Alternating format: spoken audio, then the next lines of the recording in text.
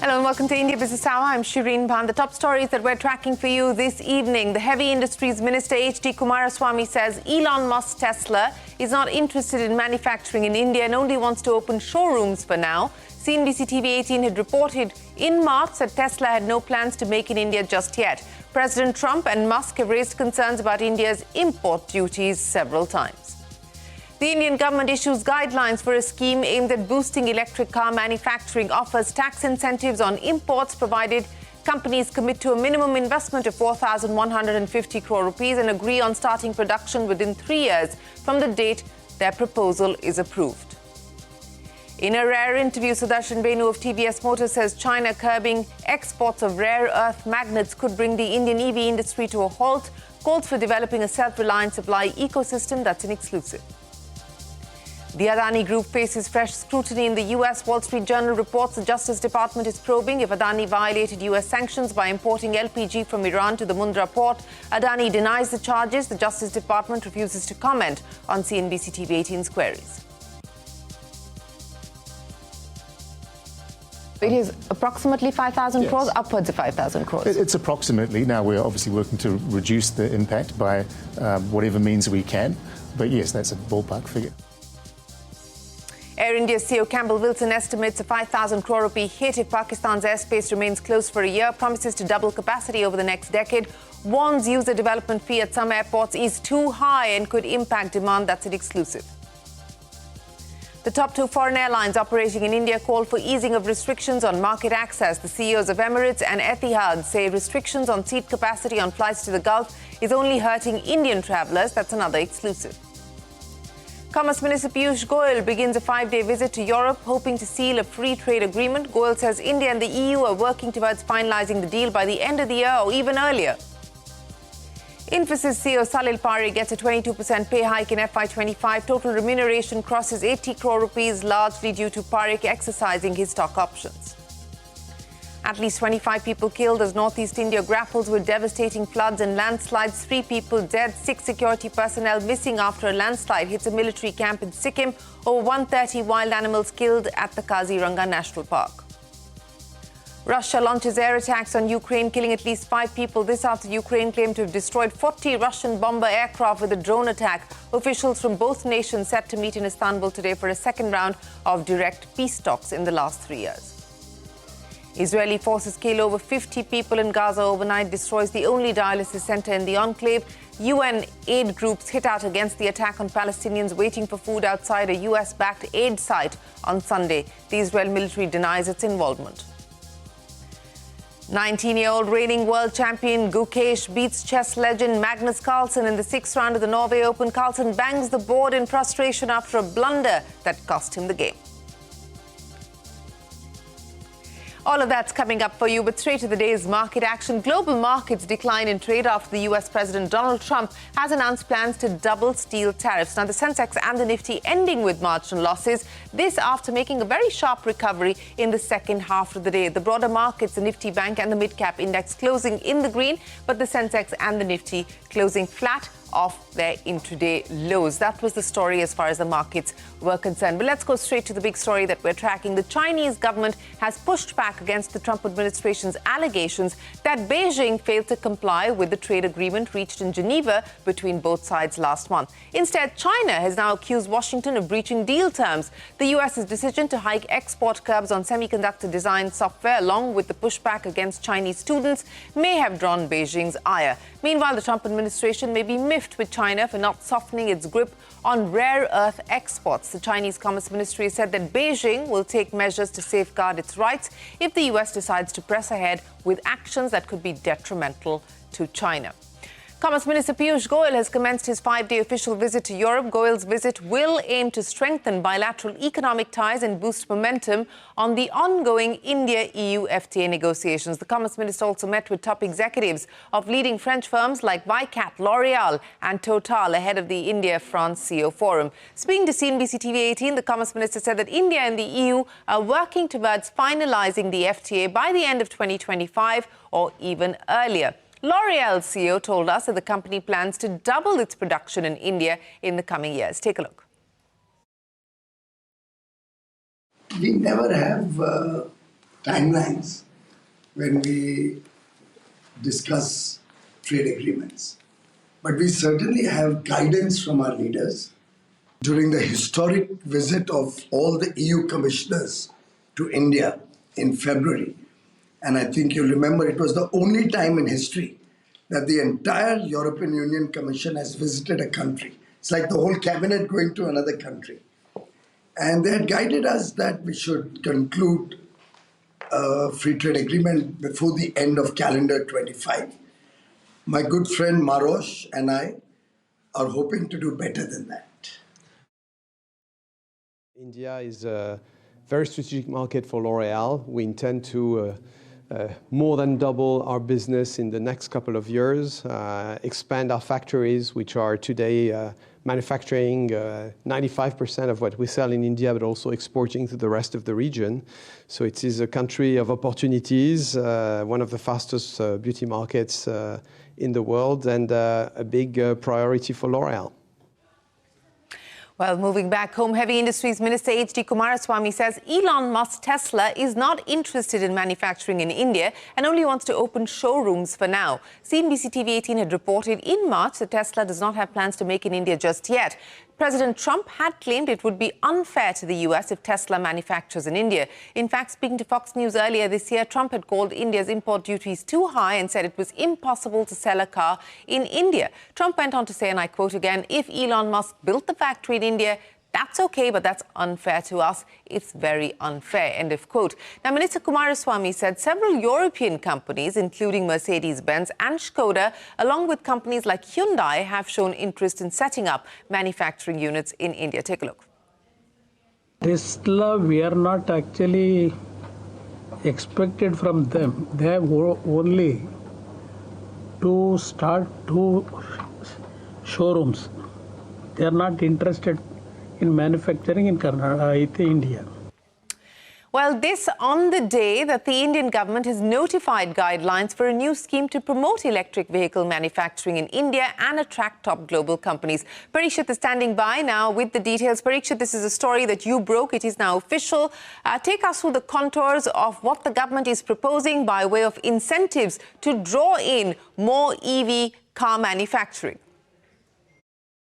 Well, the important thing over here is that this will not just be for greenfield or brand new EV manufacturing projects. Existing players who are looking to make brownfield investments or expand plant capacity for electric vehicle manufacturing, looking to set up a dedicated line, will also be eligible for incentives. So the baseline is very clear. You have to commit to an investment of 4,150 crores over a 5-year period to set up manufacturing in India. If you do that, if you give that guarantee to the government of India, if you apply and furnish the guarantee, then you will be allowed to bring in 8,000 vehicles per year at 15% import duty. Currently, if you put together all the duties, then the tax that is there on fully built electric vehicles or fully built cars is around 100%.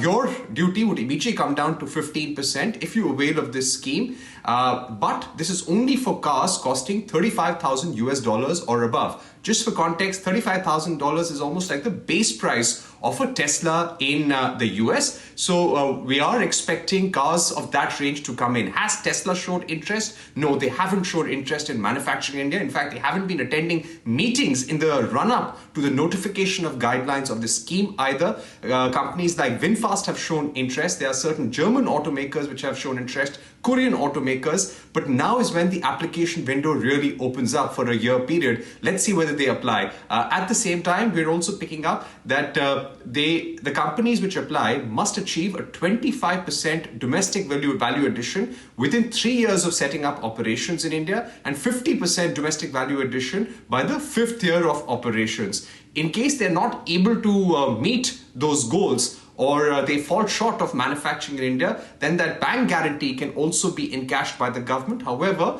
the penalty procedure has not been outlined as yet, but this indeed is a big move. So the government believing that there is clear interest in EV manufacturing in India, despite the FTAs that the government is signing. Let's see how the scheme takes off.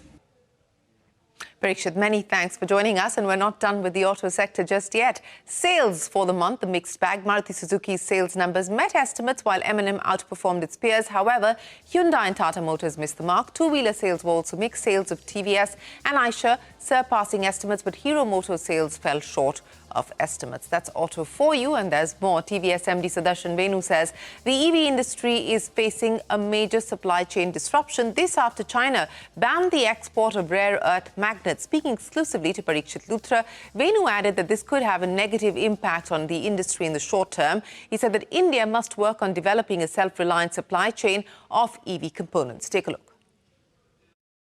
I think in the short term, it will impact the entire industry a fair bit.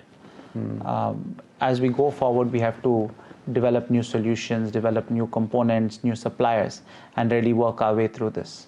So is it already, for the industry, is it already showing on the monthly numbers? I think it will start showing soon. It'll start showing soon? Maybe in June, if not definitely in July.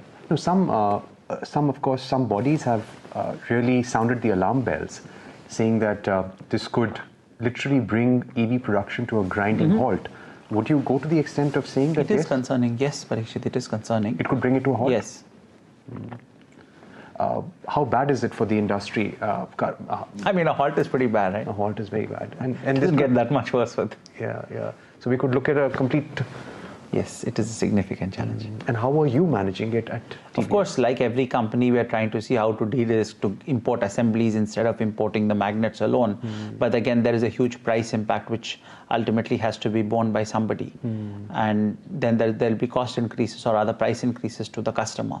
So all this has to be factored in, which is why I think it will be a short to medium term challenge that the industry needs to work its way out of. A big short to medium-term challenge, that is the Chinese curbs on rare earth magnets into India, which could potentially bring the EV industry production to a halt. That's the view there from Sudarshan Venu of TVS. Now, the Adani Group is facing a fresh scrutiny in the US. This, according to a Wall Street Journal report. The Justice Department is investigating whether Adani Group companies imported Iranian LPG into India through the company's Mundra port. The Wall Street Journal claims its investigation found tankers traveling between Mundra port and the Persian Gulf exhibited, and I quote, traits that are common for ships evading sanctions. The Adani Group has categorically denied the charges, terming the report baseless and mischievous. In a statement, the Adani Group spokesperson said, and I quote, any suggestion that Adani Group entities are knowingly in contravention of US sanctions on Iran is strongly denied. End of quote. The US Justice Department refused to respond to CNBC TV 18's queries when we asked for a response on the back of the Wall Street Journal report. Now, a quick check of some of the other headlines tonight. Shares of luxury hospitality chain Schloss Bangalore, which operates under the Leela brand, erased its listing losses to close at its IPO price. The stock listed at a discount of 7% on the exchanges today. The company debuted with a market cap of over 13,500 crores. And speaking of listing, shares of Aegis Vopak Terminals made a big debut on the bourses, listing 6% below its listing price. The company's 2,800 crore rupee IPO was subscribed more than 2 times on the final day of bidding. Now, Infosys CEO Salil Parikh's annual compensation is up by 22% to over 80 crore rupees in FY25, according to the company's annual report. This was largely on account of Parikh exercising his stock options. He earned more than 56 crore rupees in FY23 and 66 crore rupees in FY24. Parikh's FY25 remuneration was more than 700 times higher than the company's median employee pay package of 10.72 lakh rupees. Now, the Delhi High Court has restrained Dr. Reddy's from selling semaglutide in India. This after a patent infringement plea by the Ozempic maker Novo Nordisk. Semaglutide is an anti-diabetic medication used for long-term weight management. Dr. Reddy's supplier, OneSource Specialty, has been restrained from selling the drug. However, the court has not barred the companies from manufacturing or exporting the drug. In the aviation space, Air India CEO Campbell Wilson has estimated a 5,000 crore rupee hit if the Pakistan airspace remains closed for at least a year. Speaking to CNBC TV 18, Wilson has promised to double capacity over the next decade. However, he's also warned of user development fee being too high at some airports, which can impact demand. Take a look. Let's talk about the Pak airspace closure, because the closure came in on the 24th of April. That's well ahead of Operation Sindoor. Now, from an operational perspective, you said you cannot carry a full payload at this point in time. Take me through what that's actually meant in terms of operations, flight cancellations, rerouting. What is all of that meant for Air India? Well, so domestically, a number of airports were closed. Yes. 13 cities that Air India Group operated to, we had to cease operations. Unfortunately, that affected some 70-odd thousand people, nearly 1,000 flights. And we assisted people very quickly to get to their destinations as best we could. That was something completely beyond our control. On the international side, once the airspace was closed, we needed to take a different route. And that meant longer flying times to Europe and to North America. And in some cases for North America, it meant having to make an en route refueling stop in order to reach the destination. That was... We adjusted to that very quickly. I think we managed to minimize the disruption to customers quite well. And then very quickly we looked at how do we optimize the operation so that we can continue to operate the connectivity and the customer proposition that people have selected us for. So most of our flights now have been reinstated to non-stop. Sometimes and how you managed to do that? So that's sometimes with a reduction in the payload that we carry, whether it's the amount of cargo we carry or a reduction in the number of seats that we fill. So how many seats have you had to drop, as well as what's the decline as far as carrying of cargo is concerned? So it's very route specific, and it even depends on the wind and weather conditions on a particular day. But typically to North America? So on some routes, it's zero. On some routes, as much as 20 or 30 seats. If the airspace closure were to extend for a year, it could cost Air India upwards of 5,000 crore rupees, or approximately 5,000 crore rupees, and that's the estimate that has been given to the government in the many meetings that have taken place with the government on this issue so far. Is that accurate? Yes, we were asked to give a ballpark cost of what this would be for us, and so we provided a number. So it is approximately 5,000 yes. crores, upwards of 5,000 crores? It's approximately. Now we're obviously working to reduce the impact by whatever means we can. But yes, that's a ballpark figure. The hike in user development fee across the big airports, is that likely to be a dampener? Are you worried about that? Anything that adds cost to travel clearly at the margin means that there might be less of it. But this is a regulated process. We are consulted during the regulation of user charges. We might not like the outcome of those, but... is it too high, you think? You ask an airline, of course it's too high. Of course it's every cost that we incur is too high. Ultimately it has to be... But do you believe that this could impact traffic? Well, as I say, at the margin it does. We operate in a business where airlines operate with very low margins. And so we pass on most of the cost increase to the consumer. By 2027, what is the expected fleet size likely to be if everything is on schedule? Well, I don't think we've put an exact number to it, but we have 308 aircraft operating at the moment. We have 540 odd yet to be delivered. Most of those will come before the end of the decade, so clearly there's going to be a significant expansion, a doubling or thereabouts. And you can catch that conversation with Air India CEO Campbell Wilson at 9:30 p.m. right here on CNBC TV 18. And staying with aviation, IndiGo is doubling down on its strategy to expand its international footprint. The Indian carrier signed an MOU with Airbus to buy 30 additional wide-body aircraft. In April of 2024, IndiGo had ordered 30 A350 wide-body planes from Airbus. It had the option to order 70 more. Now, the latest move takes IndiGo's total wide-body order to 60 planes. The International Air Transport Association has returned to India after more than 4 decades. This year's AGM has brought together over 1,600 participants. Speaking at the event, Prime Minister Modi said India's aviation sector is a key player in the global air transport industry, adding that the government is taking all steps to make India a global manufacturing hub, and the target is to make in India a global MRO hub by 2030. 100% FDI under automatic rule, GST में कटौती, tax rationalisation, ऐसे कदमों ने MRO sector को नई ऊर्जा दी है। अब हमारा लक्ष्य है 2030 तक भारत को $4 बिलियन का MRO hub banana. And the International Air Transport Association is also expecting airlines around the world to report $36 billion in profits this year. The association's chief economist is gung-ho on the Indian aviation industry. Take a look. I think India is really holding up a shining example to countries around the world by expressing conviction in the fact that air transportation is actually a growth multiplier. We are not getting the airplanes that were ordered previously.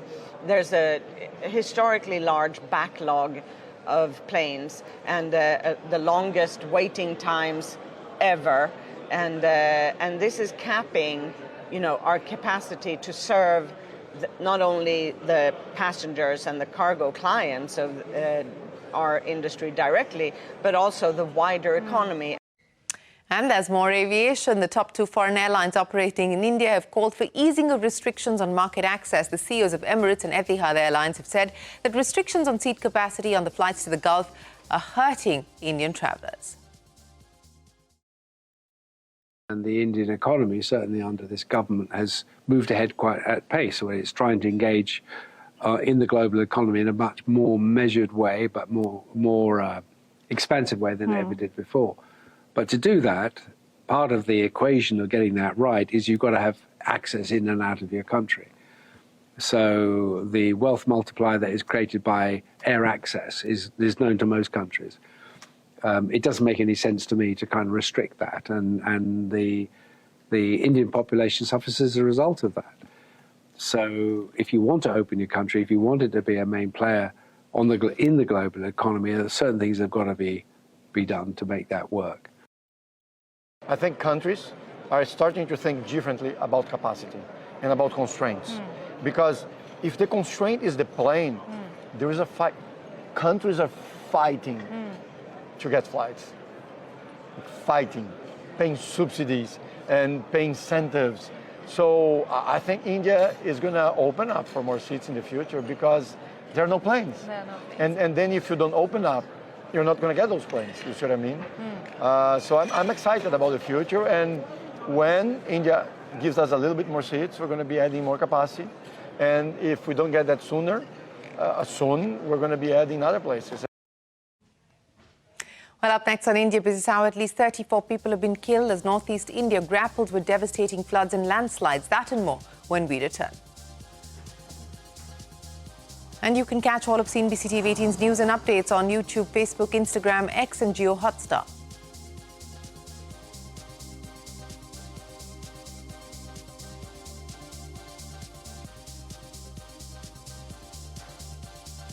Israeli forces continue to destroy Gaza, killing 51 people and injuring more than 500 people in the last 24 hours. The UN AIDS groups have denounced killings of dozens of starving Palestinians seeking food near distribution points by Israeli forces. Meanwhile, Egypt and Qatar have announced new measures to secure a ceasefire based on a US-backed proposal for a 60-day truce and the entry of humanitarian aid.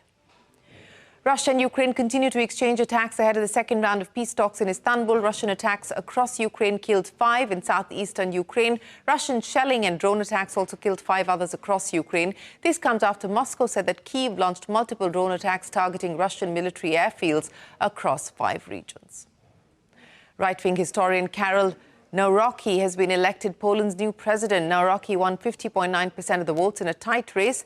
Nawrocki especially used the presidential veto to block Prime Minister Donald Tusk's centrist reforms. He's also voiced skepticism about Ukraine's potential NATO membership. At least 8 people have been injured after a man attacked a gathering that was calling for the release of Israeli hostages in Gaza. As per the police, the man yelled "Free Palestine" and used a makeshift flamethrower and hurled an incendiary device into the crowd. He was taken into custody. The attack took place over a week after the fatal shooting of 2 Israeli embassy staffers in Washington. At least 34 people have been killed as northeast India grapples with devastating floods and landslides triggered by relentless rainfall. Assam has been amongst the worst hit. 9 fatalities have been reported across the state so far. 10 major rivers, including the Brahmaputra, above danger levels. Approximately 3 lakh people across 19 districts have been affected. Over 130 wild animals have been killed at the Kaziranga National Park. In Manipur, close to 20,000 residents have been impacted and approximately 3,000 homes damaged due to overflowing rivers and breached embankments. 47 landslides have been reported across various parts of the state during the last 4 days. 3 people dead, 5 security personnel missing after a landslide hit a military camp in Sikkim. Over 1,000 tourists who were stranded in Mangan district have been safely evacuated. The IMD has forecast heavy rainfall will continue in the coming days, urging residents to remain vigilant. Maharashtra's Food and Drug Administration has deepened its crackdown on quick commerce companies. Now, this comes after the FDA conducted a surprise inspection at Zepto's Dharavi dark store and found unhygienic conditions. Zepto's license for that dark store has been suspended. Shilpa joins us now with the details. Shilpa, take us through the steps that have been taken by the Maharashtra Food and Drug Administration and the impact on quick commerce companies. Well, hygiene conditions in all the quick commerce stores are now under the scanner. And like you mentioned, it started with Zepto's license for the Dharavi dark store being suspended by the Maharashtra FDA. And this was after an inspection revealed multiple violations. There was fungal growth seen on some food items. Products were stored near stagnant water. Cold storage temperatures weren't as per standards. The floor was wet and filthy. And food items were found scattered and stored in an unsanitary way. Even expired products they were not clearly separated from non-expired stock. And this is a store that just received a license about 3 months ago in May. Now, in a statement, Zepto says that it has launched an internal review and that it is working closely with authorities to ensure full compliance. Zepto says that it's committed to fixing the lapses, strengthening its processes, and is taking all necessary corrective measures to resume the operations as soon as possible. Meanwhile, Maharashtra's FDA has widened the lens. It's not just about Zepto. Food safety officers have been directed to inspect the dark stores of all quick commerce players, including Blinkit and Instamart. And they've also been asked to issue notices to these platforms to follow hygiene and food safety norms. And any violations, we're told, will lead to improvement notices or even license suspensions. So yes, while quick commerce is expanding fast, it's also facing growing regulatory scrutiny. Back to you. Shilpa, many thanks. Tesla's CEO Elon Musk's father, Elon Musk, is in Delhi on his 5-day tour of India. Now, Elon Musk is in India to advise EV charging firm Servotech and engage with the company's investors. Speaking to CNBC TV 18, Musk said that India is a huge market with a lot of talent and opportunities. Take a look. India is a huge market. I mean, it's a huge market filled with very smart people. And, it's quite obvious that the government is very keen to have virtually the whole of India go over to electric vehicles. So everything is positive as far as the Indian side is concerned, yes. Well, that's Elon Musk's father, Elon Musk, on the India opportunity. But before we wrap, 18-year-old Indian Grandmaster Gukesh stunned world number 1 Magnus Carlsen by beating him from a losing position at the Norway Chess 2025. Carlsen was seen slamming the table in frustration. This was Gukesh's first classical win over Carlsen. The win marks a sweet comeback for Gukesh, who lost against Carlsen in the first round of the tournament. Well, congratulations there to Gukesh, and from all of us here on the India Business Hour team, thanks very much for watching. Do stay tuned. The news will continue right here on CNBC TV 18. We're back in a moment with more.